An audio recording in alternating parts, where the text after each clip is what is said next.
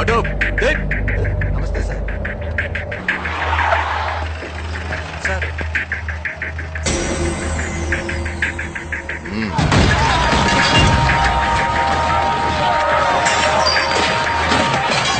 ఏంటి సార్ ఇష్టం వచ్చినట్టు కొడుతున్నారు? మేమెవరో తెలుసా? సూర్యనారాయణ మనుషులు. అవునా? ఇది మీ బాబుగాడి ప్లేస్ అనుకున్నావురా?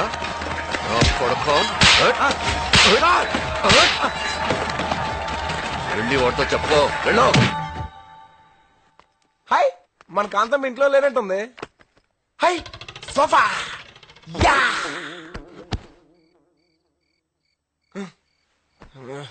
టైం ఎంత? 12 అయింది. కాంతం ఇంకా రాలేదు. ఎక్కడికి వెళ్ళి ఉంటది? Don't worry man, don't worry. నేను త్వరలోనే తిరిగి వస్తాను. మీరు మాత్రం కేర్ఫుల్ గా ఉండండి. I warn you, careful.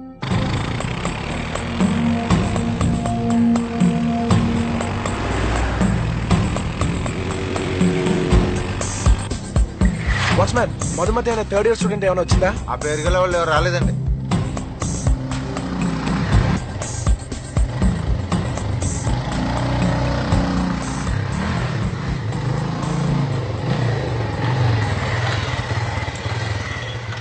ఎంత లేట్ అయినా ఇంకా రాలేదు.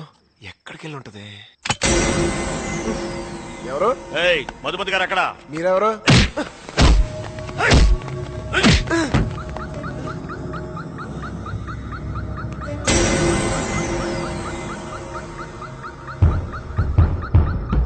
రేయ్, మర్యాదగా మధు అమ్మగారు ఎక్కడున్నారు చెప్పరా.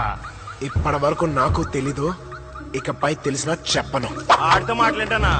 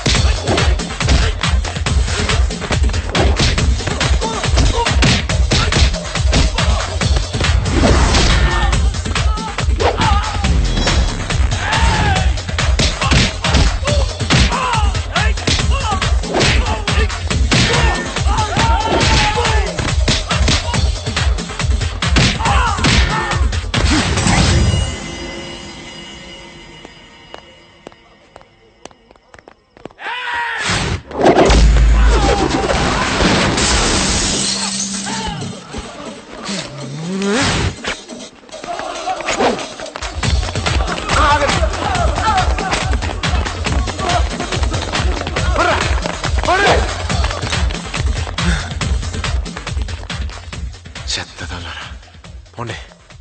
మధు ఎక్కడికి వెళ్ళి ఉంటది?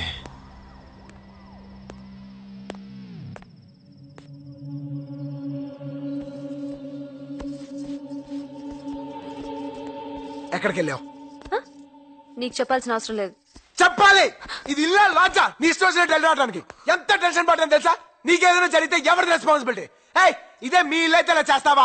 చెప్పు, ఇదే మీ ఇల్లు అయితే నువ్వు ఇలా చేస్తావా? పైగా మీ బాబు నన్ను చంపించడానికి మనుషులు కూడా పంపించాడు. ఈ తలనే పంతా నాకు అనవసరం. ఇప్పుడే మీ నాన్న దగ్గరికి వెళ్ళి మీ అమ్మాయికి నాకు ఏ సంబంధం లేదు, తీసుకెళ్ళిపోమని చెప్తాను. అప్పుడు తెలుస్తుంది. ఒక్క నిమిషం. ప్రియా వాళ్ళ అన్నయ్య నా ఫీజు కోసం నగలమ్ముతానని వెళ్ళాడు. అతని కోసం వెయిట్ చేస్తుంటే లేట్ అయింది. సారీ. ఇంకెప్పుడు ఇలా జరగకుండా నేను చూసుకుంటాను. ఈసారి ఎక్కడికైనా వెళ్తే చెప్పే వెళ్తాను. Please please. Okay, thanks. దున్నపోతులా పెరిగారు. 10 మంది పిజ్జా ముక్కడే బచ్చాగాని ఏం చేయలేకపోయారు. సిగ్గులేదు? వెళ్ళండి, 100 మంది వెళ్ళండి. ఆగండ్రా, ఏంట్రా ఇది? ఎలక్షన్స్ కి ఇంకా 1 మంత్ కూడా లేదు. పైగా ఈసారి స్వయంగా నువ్వే నిలబడుతున్నావు. లోపలికి వెళ్ళండి. నువ్వు వాడిని ఇప్పుడు చంపేవనుకో నీ మీదకి వస్తుంది. అదే గెలిచి చంపేవనుకో అపోజిషన్ వాళ్ళ మీదకి పోతుంది. అయినా నువ్వు ఇప్పుడు ఆలోచించాల్సింది వెళ్ళిపోయి నీ కూతురు గురించి కాదు, రాబోయే పదవి గురించి. ఎలక్షన్స్ మీద కాన్సన్ట్రేట్ చెయ్యి. ఎక్కడ వాడి క్యాస్ట్ మీటింగ్లు గానీ ఎలక్షన్ మీటింగ్లు గానీ జరగడానికి వీల్లేదు. ఎలక్షన్ మీటింగ్స్ కి పర్మిషన్ ఇవ్వకుండా అడ్డుపడుతున్నాడయ్యా. సూర్యనారాయణ మనిషి ఎవడ కనిపించిన ఏదో కేసులో ఇరికించి లోపల తోసేయండి. రేయ్ సూర్యనారాయణ, ఇక నుంచి నీకు నరకం చూపిస్తాను రా.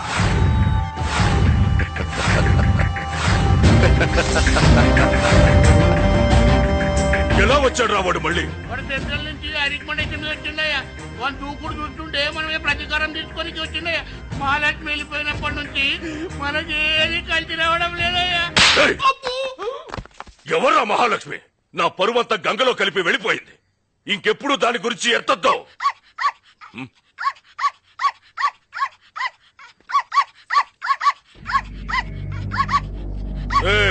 అయ్యా, దాని జ్ఞాపకాలు ఏవి ఉండకూడదు. అది అరిచినప్పుడల్లా నా కూతురు గుర్తుకొచ్చి నరకం అనుభవిస్తున్నాను. నరికేంట్రా దాన్ని? టామీ వెళ్ళిపో, పరిగెట్టు పరిగెట్టు. ఒరేయ్, ఒరేయ్, దాన్ని చంపకట్రా.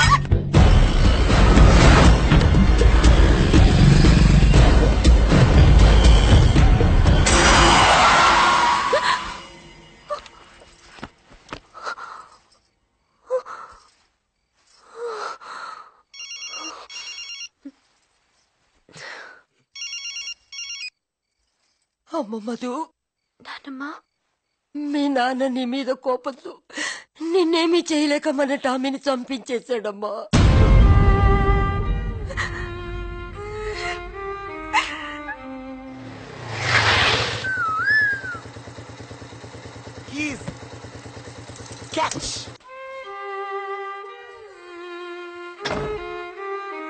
చూడండి, ఇదే మన కొంప. పేరుకు పెళ్ళైంది కానీ మనది బ్యాచిలర్ లైఫ్. ఇక్కడ వేరే వాళ్ళ వంటలు ఉంటాయి, అవి మనం తినకూడదు. ఒకవేళ తిన్నా ఏ పిల్ల మీద తోసేయాలి. ఇదిగో అది మన బార్డర్, అది మాత్రం దాటకూడదు. ఓకే?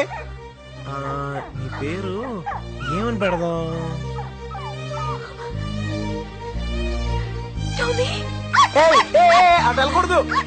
టామీ, నీకేం కాలేదుగా? ఈ కుక్క నాదే. నీదా? లారీ కింద పడిపోతే నేనే కాపాడి తీసుకొచ్చా.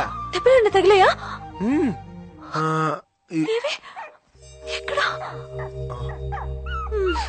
కుక్కనా? అనవసరంగా ఎక్కువ ఫీల్ అయ్యా. టామీ, బన్నీ బన్నీ బన్నీ,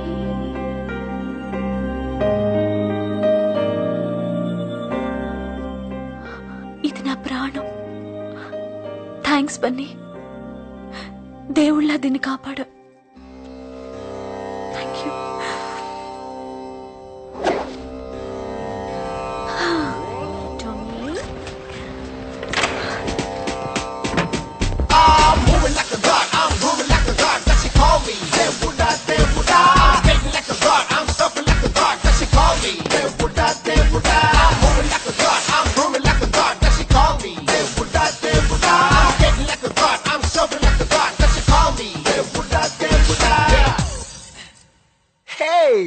నువ్వు ఇక్కడున్నావేంటి? అదేం తర్వాత చెప్తాను గానీ, అమీర్పేట్లో 20 పిజ్జాల ఆర్డర్ ఉంది. నువ్వు ఇంకా డెలివర్ చేయలేదా? ఇవన్నీ నువ్వు అడుగుతున్నావేంటి? నేను కాకపోతే నీ బాబు అడుగుతాడా? సార్, మీరా? ఏంట్రా ఇందాక నుంచి వరాలు ఇచ్చే బాబాలాగా తిరుగుతున్నావు అంటే? ఎలా ఎలా పని తీసుకో. Sorry sir. ఏమైందిరా? ఏమైందిరా బన్నీ? నిన్న కాంతమ్మ నన్ను బన్నీ అని పిలిచింది. మొగుడిని పేరు పెట్టి పిలిచిందా? లాగే కూడా పీకాలు గానీ హ్యాపీగా ఫీల్ అవుతాయంట్రా. నువ్వు చెప్పు బన్నీ. ఇద్దరం ఒకే ఇంట్లో ఉంటున్నా కాంతం నన్ను ఏనాడు మనిషిగా చూడలేదు. కానీ నేను ఒకేసారి ప్రేమగా థ్యాంక్స్ బన్నీ అనేసరికి నాలో నిద్రపోతున్న ప్రేమికుడు లేచి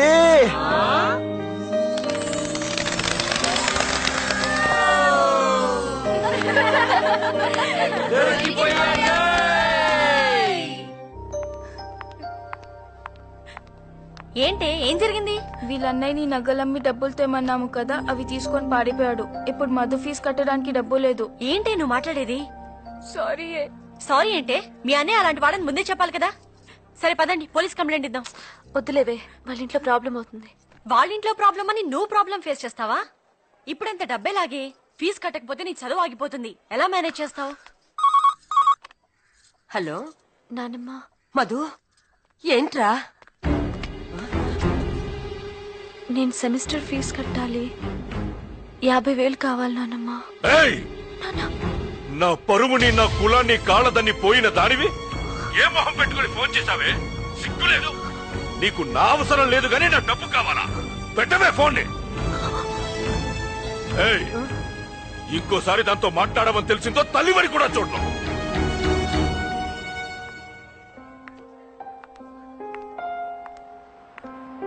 రా మధు, రా రా. అందరిలా కాదు, మా డాడీ డెఫినెట్ గా హెల్ప్ చేస్తారు. నువ్వేం ఫీల్ అవ్వకు, కూర్చో. నీకేమైనా పిచ్చా? అది కాదు నాన్న. నిన్ను చదివించడానికే నానా కష్టాలు పడుతున్నావు. Please. పైగా నీ పెళ్లికని దాచిన దబ్బేమంటావేంటి? 1000, 2000?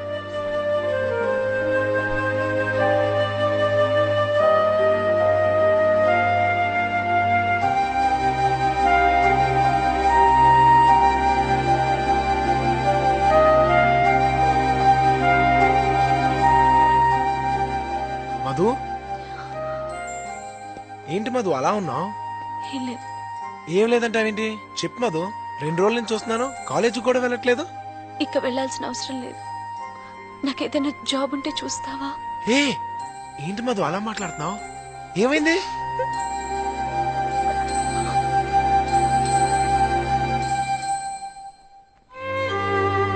అయితే మాత్రం చదువు మానేస్తావా?